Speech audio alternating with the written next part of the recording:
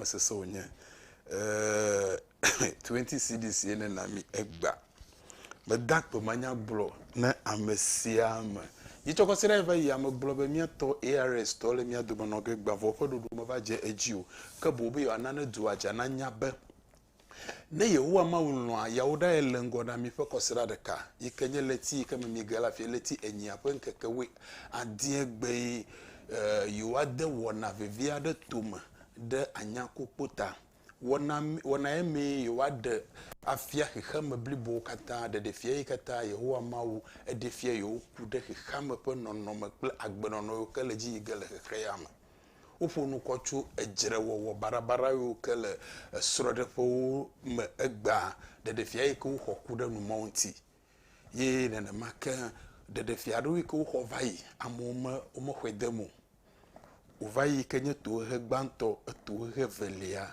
odibe de fia ke gava fia nye to he tonlia nu kapato he ti ho amawule no pomtwe ehia be na dugo ARS to le anyakopota nicho yawoda ikelengo na mi fe kosera de ka ikenye letia me migala fia penke ke we adiegbe yule wona gomjege yawoda gbe vasede memle ragbe alebe enu gbogbo le ji gere wanawo me enu modu motoreka yenye wana eke wo na be jododo fe konuwo alo jododo fe konuwo le wana yo kata ma nenye be amesia me ke gbona tefe ma ne jagbagba bo wadi kheti alo atidese de kenye nwuti da asi bo wa chova anyakokpote tu yawoda chadim hele enu tefo womle du ko me fifia nenye be glo be yemesipo a ekawonto shombet ontimenta bebe evanye dagbe gblogboje na amegbotopo mo kata le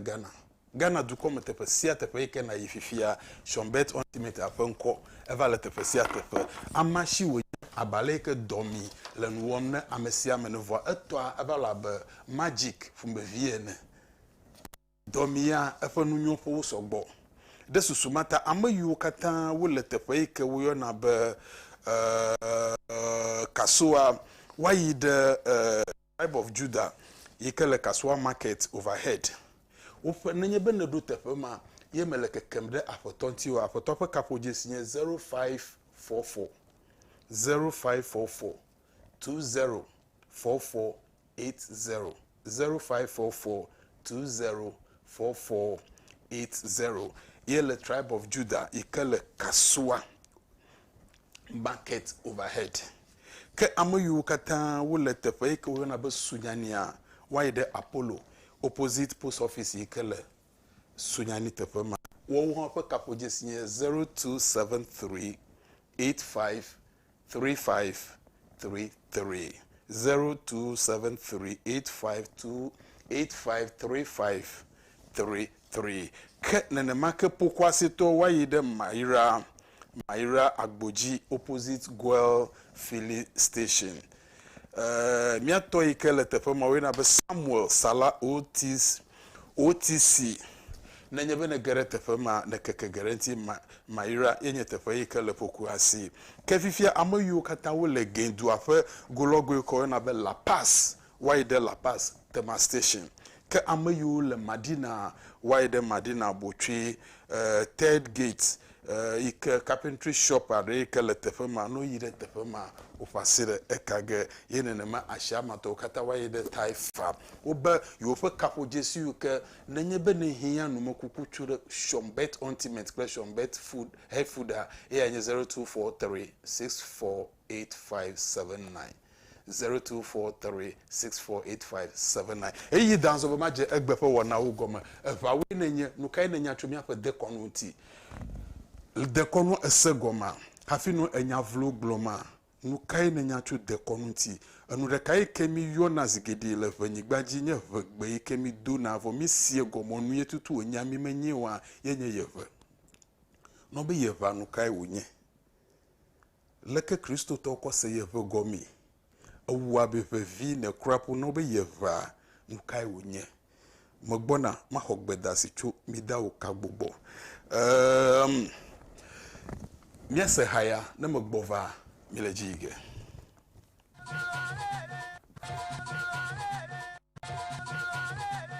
Afegbamo Odoto. Blugbamaton Afegbafa Afokpa Katugo.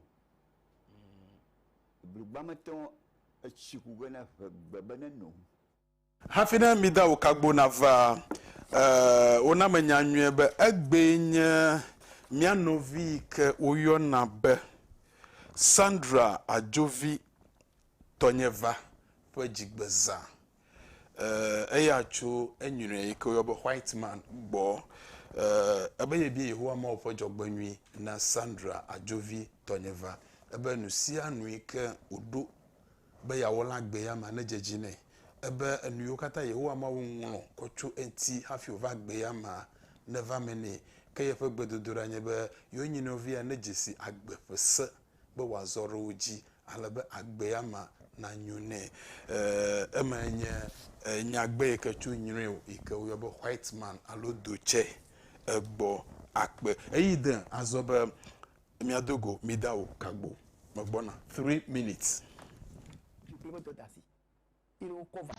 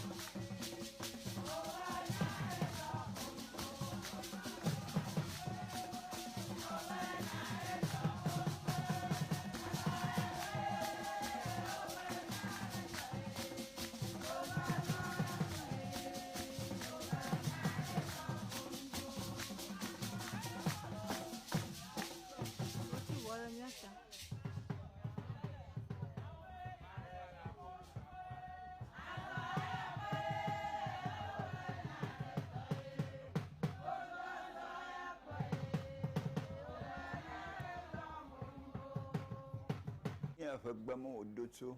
Blugbamaton Afegbafa Afokpa Katugo. Blugbamaton Chikugana Babanano. La matere Banti Crow. Blugbamaton Gana Benyego.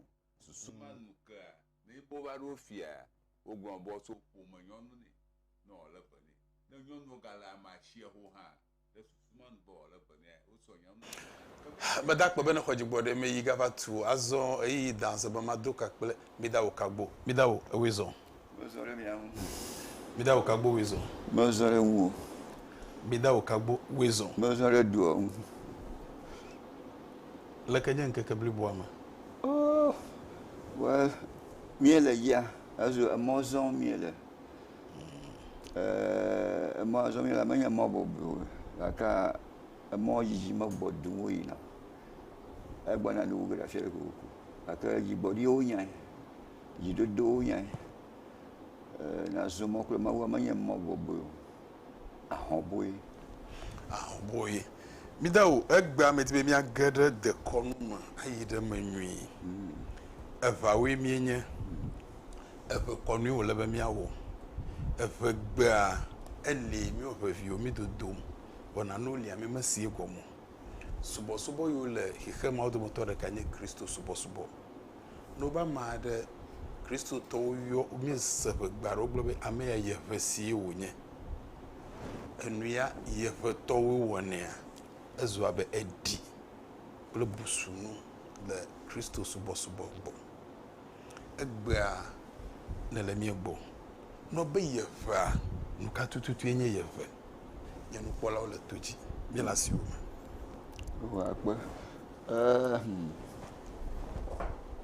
Nyama kwesima na bia kwesim gan. Ala ba no be ogble ko nya. Manu ga afi hamana wunu. Kaka ni to ga ma kuye ko.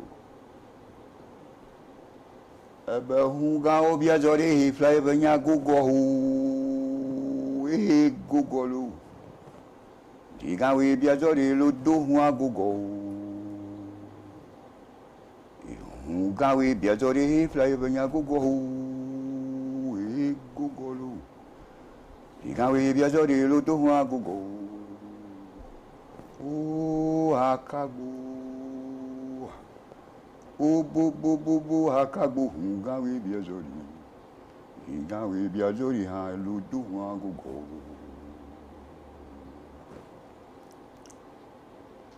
Ai mawo wo no kata na vo madame na mi afia vaibe mawo a mutu nyɔnu onye le dziaƒo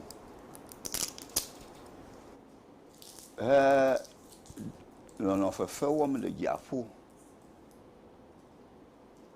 enuwo katã ha mienya le anyigba dzia le ŋutilã me wole mawua me gake wole ɖeka fifia mawo yi be yeakake nu mawo katã wova kaka ale be ne yeava to ɖe sia ɖe me anɔ fefe fem kple ye ɖokui anɔ dzidzɔ kpɔm ŋutsu nyɔnu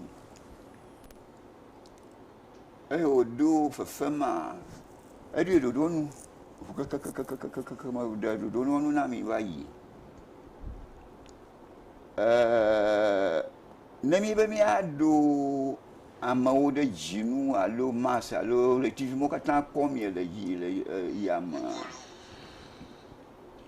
awu ya mieɖo afi ya miete ŋu do ga yi afi ma o elabe afi ma zɔ hafi eva do afi ya nye nɔba teti ma le yeƒe fa me 8 ans eyo va do mamlea nua va zɔ le gbagbo meɖeme na mi be eva nya le gbagboa si ke agbonzɔ ye ŋutɔ ganye yiƒe agbonzɔ la eyo va do anyawo kɔa agbetunuawo agbenuawo kɔa wotui ɖe afi ma woyɔnɛ be fetume fetu afi ma wotu nua ɖe sia ɖe ƒe ɖoɖo nu ɖo hafi ɖiɖi va ŋutilã me so fetu ma wɔamegbetɔwo woɖo anyi ɖe afi ma xoxoxo nu ya nenye gbɔna gege ɖe ŋutilã me woɖoe anyi afi ma xoxo fifia ke ŋutilã kɔ tu no kɔ tu ɖo me egbɔ̃ woɖoe anyi afi ma yameʋu woɖoe anyi ɖe afi ma kɔmputa woɖoe anyi ɖe afi ma nu ɖe sia ɖe le anyigba afi ya godzi kɔa woɖoe anyi ɖe fetua me hafi ye afi ma nua ƒe luʋɔ kple eƒe susu kple nuwo katã wole hafi woɖiɖi ge va ge ɖe ŋutilã me so eyi mawu fetua me eye eɖiɖi eke fifia ele be wova tu ŋutilã si ke nye awu mawua dodo ge hafi anɔ fefefem kple eɖokui ŋutsu nyɔnu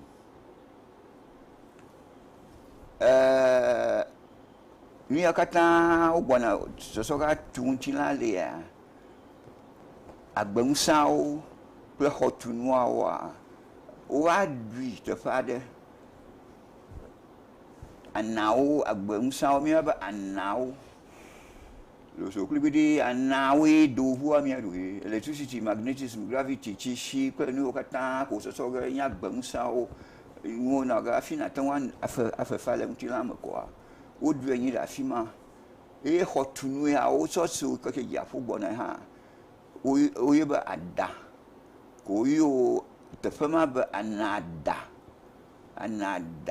amaru ba ananda aka anada afima yo kata o so ga tu ntila manele ko su fi manele o du yin da fima ba anada wa anada ma afima emie na mi amoyi di ma gula be causal state yo kata o so ga di afigo ntila ma afima o fo ko do alba afima na ama yedi ma alo ikoma ma afime no bo va benado bo gugu a oni abi a shemu na oga trobo afi so no gbato to fe gbato ma wodo hena afi nya fa mtira ma no yin wo anadam alo wo dire mama fima ne ya dire ma na no fi kama gulo jiga ma va dire ma vie afi ga trobo afi yin wo anadam so hotunu agbam so kata oda fima goji fifia fimo nu de shadow de rugara yibangia fimo fogala afia so afi so nu gmato gado so anada fifia o de hotutu go hotutu a yetu hotu amma manya gota la ba dia hotu bona fi bona ota de bo amotu gasui okay so ni ho wa yaba o anada ni ho kata o so ga atu agbelea o nya gbadidi eya ezo echi afi anyigba ntila lava so ni ezanyaba odo so anadama o gbadidi eya ezo echi anyigba mu kata o fa luvoma you go be a subtle element numa me o no kata daga sui so odo numa yivoa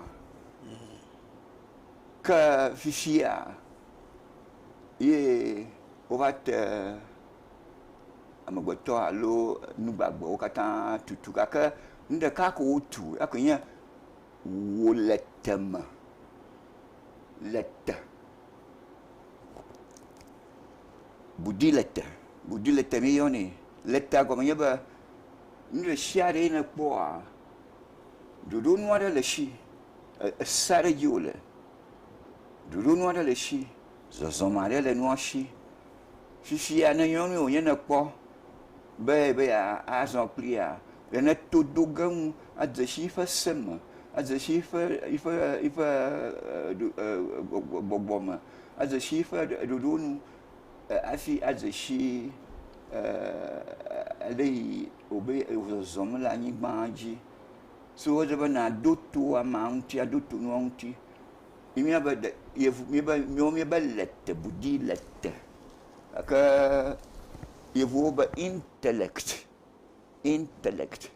so intellect ai mi sona duonu afohlan wo adshi ali ade agama ba fifia nye premier zura kai ka fifia mi aprenu mi tezozo so anadama odo nu ya ovo odo chi plenu mo ovo fifia ela bene vanyi gbajia enu otoma me ne bona no ga gbedidi eya ezo echi anyiba so nu atoma me no ga na la yo so ga tuwe yo so tu mi so nu atoma yo so tu budi leta ha la ba ena va e bona chinoga bwana ya boga bwana gbedidi so ga bwana ya le so ga kli so o budi leta o so echi ma fa nouveau koko tu o budi lete yo ma voa fifia de bo tu wo susu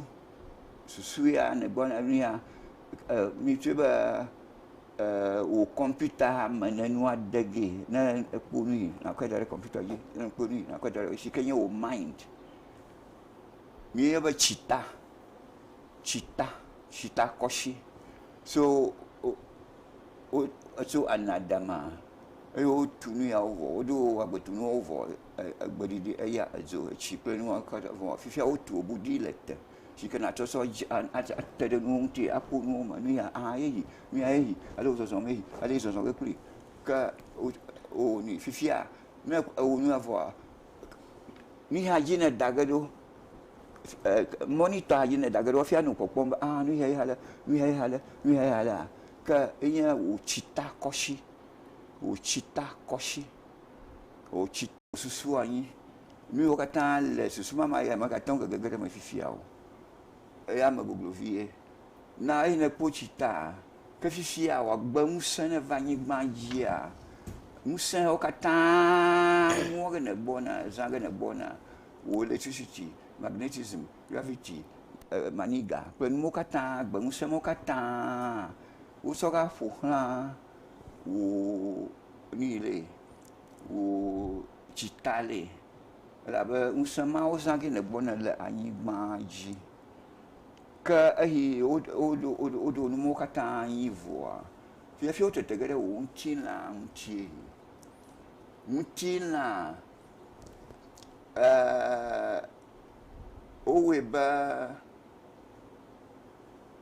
awutawi le shi mutila mutila wo ba wuta wilenti magbona mi da wo magbo over gefifi la tobo courage kobla na mi 20 cedis afo tobo yehowa ma wona yira ose afo wisdom ahlija uhana na mi 10 Ghana cedis Israel nyave 10 Ghana cedis afo Kenneth Kujo chawoji na mi 20 Ghana cedis mama Janet Ablan Akosu 20 cedis William Pogbe na mi 20 cedis Felix Ajawu 10 Ghana cedis George Amegan 21 cedis Yauli Xavier Sankara 21 cedis Abochi Kosi 50 Ghana cedis John Kuli 10 Ghana cedis Comfort Tony 10 cedis Prince Koshi Kokwe 32 cedis Martin Adaglo 10 cedis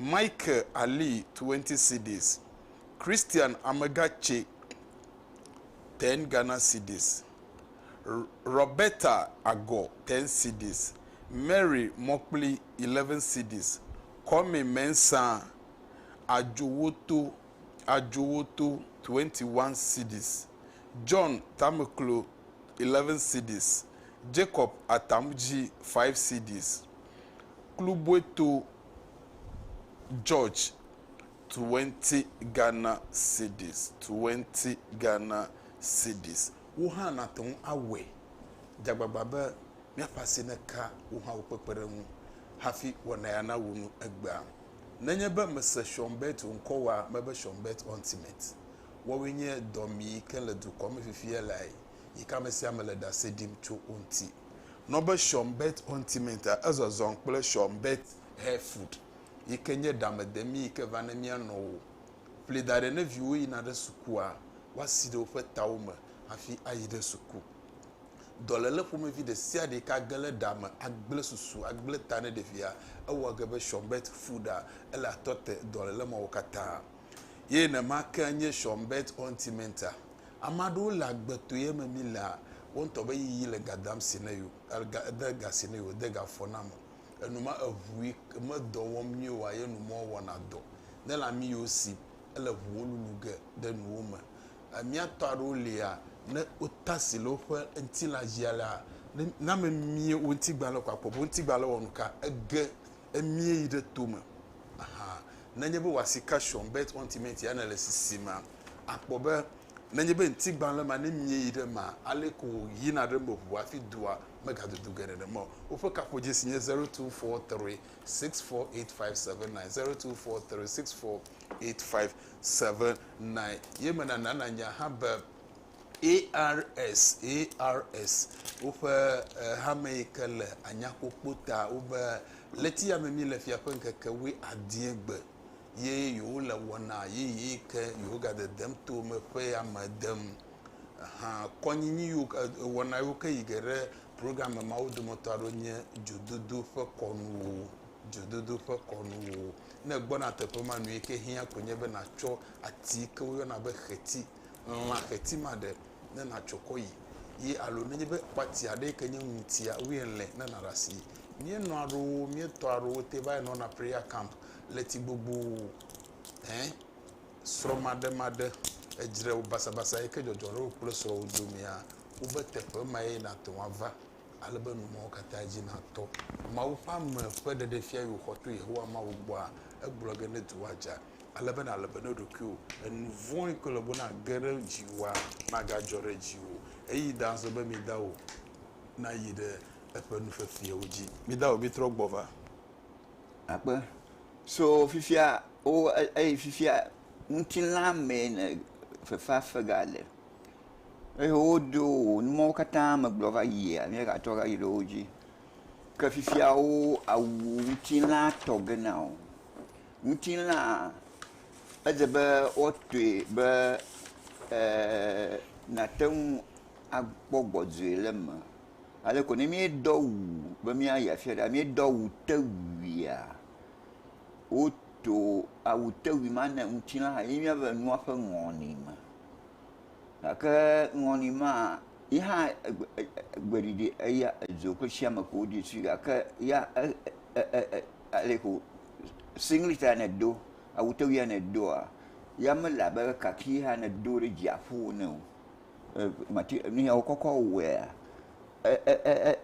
enyo ele bɔlebɔlebɔlebɔle afi tsɔ wu kaki ha ne kɔkɔ eya xɔme edzo xɔme so awu tewui ma míabe nua ƒe ŋɔli me ale be ni ma ye míekɔna dɔgoe le ŋutilã me ke eye woto awu tewui ma vɔa míabe the subtle element eye woto ma vɔa fifia fi wo kaki kpatsa sɔ ato ŋutilã me ŋutilã ŋutɔ na woe si ke nate ŋu asɔ ato enu sesewo me so awua ma tɔn ye ma me yɔ fifia wo ŋutilã me se fifia me se gota he wo ŋutilã si ke nye wo awu kpatsa kple wo awu tewuia ɖeka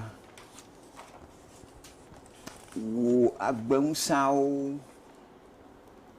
si ke electricity magnetism gravity tsita kple nuwo katã ne zazã ge ate ŋu anɔ agbe afi ya godzia ezu ɖeka ne míeyi ɖe wo kɔmputa gbɔ nu yawo dzi ne be yeakpɔe fofo nu ya dzi ne da ge ɖe wo susu me hafi akpɔe ne be yeakpɔ ye srɔ̃ nu ya dzi ne da ge ɖe hafi akpɔe nu si ke míeyɔna be kɔmputa alo monitor yi hã ezu ɖeka ke fifia míege ɖe míane sɔsɔ ga adzi nuawoe na kpɔ nu na dzesi nua ƒe se yiƒe ayi se kple ayi me anya le ne zɔzɔ ge kpli yiƒe ɖoɖonu kple yiƒe dɔwɔna le ne zɔzɔ ga kpli yenye wo intellect alo wo le te budi le te ke yi hã nye awu ɖe yi hã nye awu le ɖokui si afi ne sɔ afi ma nage ɖe wo nu yi me wo anada me so awua ma atɔ̃ ma ne do si ke ma wotɔ ne nu ɖe gbagbe ɖe sia ɖe le anyigba dzia awua ma atɔ̃ ma wo anada wo budi le te budi wo tsita wo ni wo agbeŋusãwo hafi wo ŋutilã awua ma atɔ̃ ma nu si le sia ɖe do le anyigba dzia yi míeyɔna be fla yeƒe ebe ŋu gãwo bia dzɔ ɖe he fla yeƒe nya gbogbo the physical universe of names and forms the whole universe nu atɔ̃ ma yewo sɔsɔ woe gbeɖiɖi nuwo katã me yɔ fifia wodo tso gbeɖiɖi eya edzo etsi kple anyigba nu atɔ̃ ma Ŋutilã fifia me dze gɔmese ŋutilã me. Ŋutilã ye míeyɔna be mana kɔshi. Mana nu ye míeɖuna. Nuɖuɖu kple nunono ye ne zɔzɔ ga tui. Míeyɔna be mana kɔshi. Wo agbeŋusãwo si ke ne zɔzɔ ga ato nuwo me aƒoƒo nu wòƒu. Ale nua wɔa, enye wò flana kɔshi.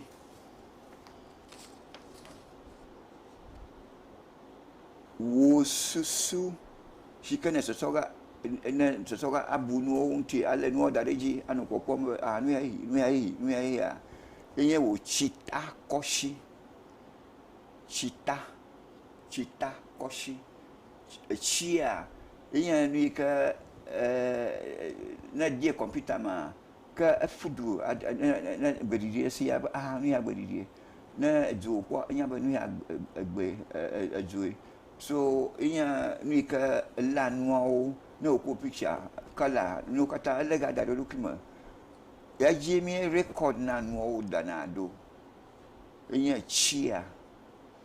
So wotsita susua mate nu ɖe sia ɖe ye ne to me anyigba dzi ko ele ɖe susua dzi. Ne me de fe wo fifia ele ɖe afi ma meŋlɔ ge be gbeɖegbeɖe keke le ku hã le ga le afi ma godzi mi ga do go aga trɔ bɔ va fia godzi me bubu gbeɖegbeɖe o. Ye tsita kɔsia. Den wo le te budi le ta ye nu yi ke ne tsɔna etsi nuwo me. Adzi nua abu ŋuti ʋu nu hã le wo le hi. Nye yevuwo be intel mi be lete wo be te ɖe. Mi be lete wo be intel ko trɛ ɖeke. So wo lete kɔshi. Ye ne tso lete kɔshia ma ke yi ɖe anada. Si ke nye wò ɖi ɖe me fie ne agbe be aɖe funa o na si ŋutilã ma va be ɖe afi ma be ɖu abe xɔmaɖe ne. Aŋlɔ ɖokui o, aɖe asi le nu yawo ŋuti. So nu atɔ̃ ma wo mana kɔshi ŋutilã alo then flana the physical energies. Wo tsita the mind. Wo lete budi lete the intellect. Kple wo anada. Ya anada koe nye alo wo ɖi ɖe me. Wòɖi me. Nu atɔ̃ ma ye míeyɔna be fla yeƒe. So fla yeƒea enye xexea katã akpɔ me ɖeɖe. Nu yawo kɔ wɔwoea enye gbeɖiɖi. Gbeɖiɖi ye me zazãm hafi mie ŋkɔ ye sem.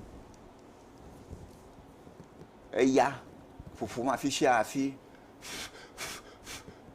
Ne ya ƒoƒom afi sia wɔ ge ye hatsi vɛ, ye kɔ tsi dzo nɛ, ye kɔ dzo xɔ vɛ. So eya gbeɖiɖi, eya edzo. Kaɖi ya kpɔm ye le. Amadedewo katã le anyigba dzi. Nu ye kaɖi le ma. Nye fire. Then etsi. Si ke míenɔna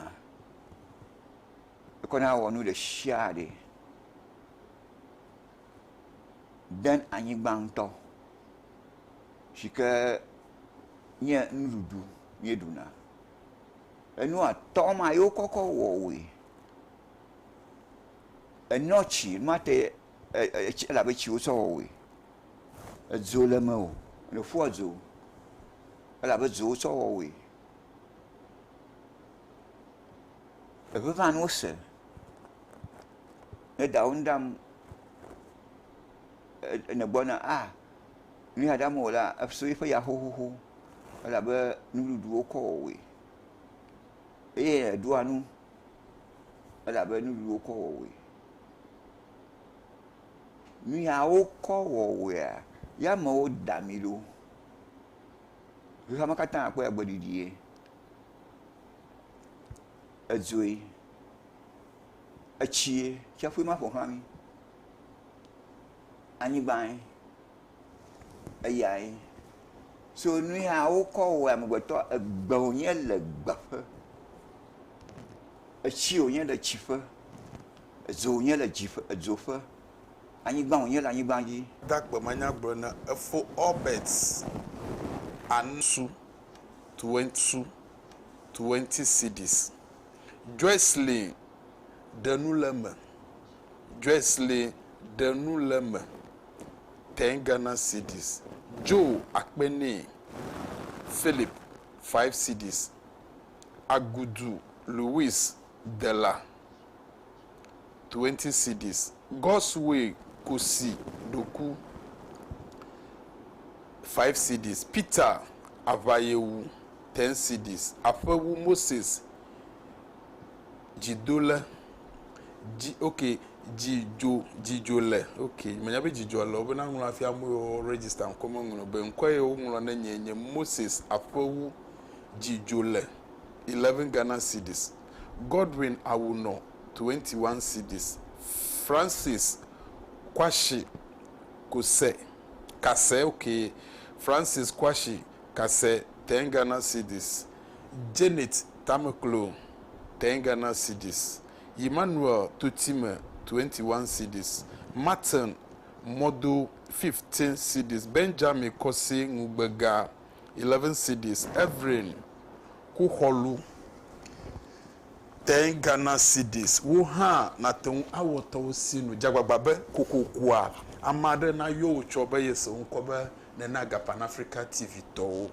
Aha. Bedak Bamanya obabia o kude papa ko nu fia molentia to 0503447550. Obabia o 0503447550. Yi na makenye na ide Facebook na ten abibabia de se de ko to Facebook. Aha, miela ngudoge now. Mia foi ko na be Geoffrey nkagbe. Anu fiala na nye na lemie kpom le Facebook. Yi na na makenye akpamu Joseph na lemie kpom Chosunyani. Evelyn ebe yele papa follow voir enu goma yemele nu umsem nyuta yekpleru. E hafi wona na wunu kwale egoma seganwi. Dosi Amenya. Okay, Dosi Amenya. I still want to understand. Ebe medi kokoko mase yeva toto gome. Le yeva gome sege enu elegbe kamle yeva antivo afi wa vade yeva blibo gome. Ta nele emesege Lily. Ayo katanye message you to Facebook wa we helmele. Lily Bedia ku Joycelyn Akanga. I've got me up a follow my benu for follow my downtown of Ajifofie. Me up a more down dollar, all the main cost center, all the Wagalenti. Papa, me yideji. Nous y a katama fifia untina your physical body. You can supple ou autawi akla untina nous y a social no jime your intellect. Afia na kama gulo alo amazedo ba ayidi ma enya fia ofu agbotunu okolo afi ko tunu owe no aton maye enya wuna do no go to de shade nu gbagbo de shade ikele mtina mako awuma odo awuma na do ya kumia ba ye fefe the mysterious covering envelope o ya nu aton o ntila o agbonsan o susu o intellect play o anada no aton mare ye nu gbagbe de share do la yin banji ya kumia ba ye fe aye the mysterious covering jika mawo to yi fo vare va do mawi ha va duya mawu nsu yonwa nsu ayenya